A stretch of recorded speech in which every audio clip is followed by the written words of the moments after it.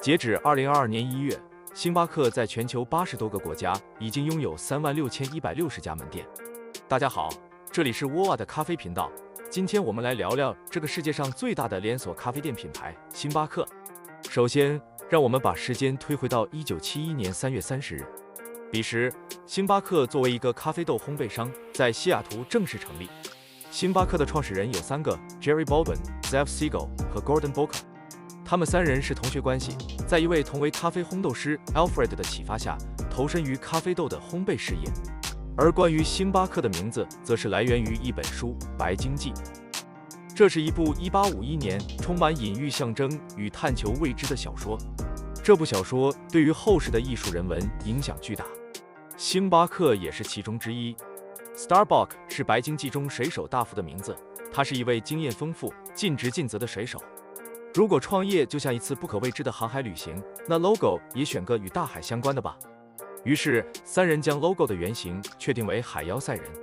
在希腊神话中，赛人的歌声可以迷惑航行的水手，他们希望自己的咖啡豆也可以像赛人美妙的歌声一样吸引他们的顾客，让他们留下深刻的印象。但不同的是，这个海妖有2条尾巴。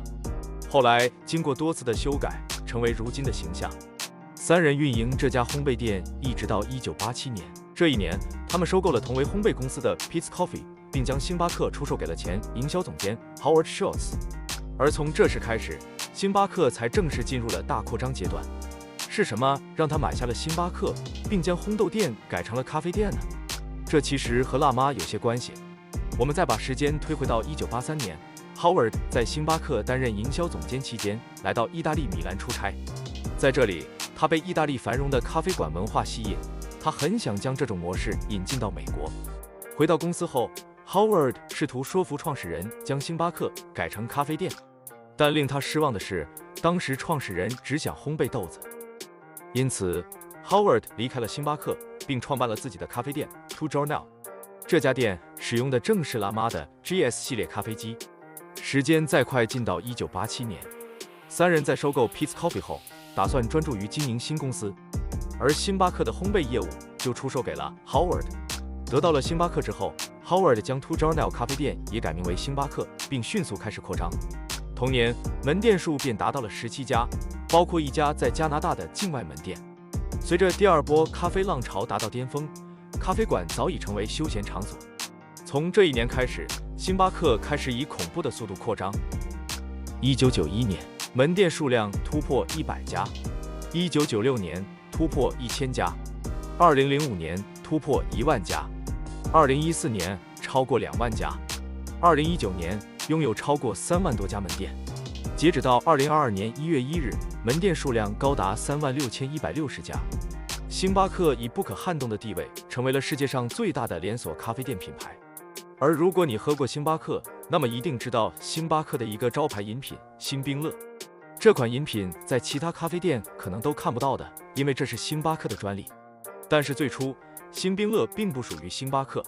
当初创新出这款饮品的是一个咖啡店，叫 The Coffee Connection。星巴克于1994年将其收购，而后将星冰乐的配方进行改良，并于1995年以星巴克的名义推出。而这个 The Coffee Connection 的创始人叫乔治·豪威尔。还有一个有意思的事儿，大家肯定好奇，为什么星巴克只有中杯、大杯和超大杯，小杯哪去了？别这样，别这样，这其实是因为星巴克想更接近意大利咖啡店。最初的杯子型号是有小杯的，分别为 Short、Tall、Grande 和 Venti， 对应的就是小杯、中杯、大杯和超大杯。但是星巴克觉得 Short 这个词太英文了，就把小杯的 Short 给取消了。星巴克同样也是第2波精品咖啡浪潮的推动者，或者说是互相成就的。随着各大咖啡店、烘焙店兴起，咖啡逐渐成为人们的日常饮品，而星巴克给顾客带来了更多花样的咖啡体验。顾客越来越爱喝，星巴克也越做越大。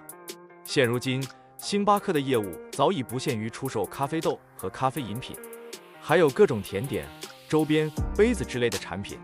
随着瑞幸咖啡在国内的强势崛起，以及第3波精品咖啡浪潮带来的如雨后春笋的精品咖啡店，星巴克也面临着巨大的挑战。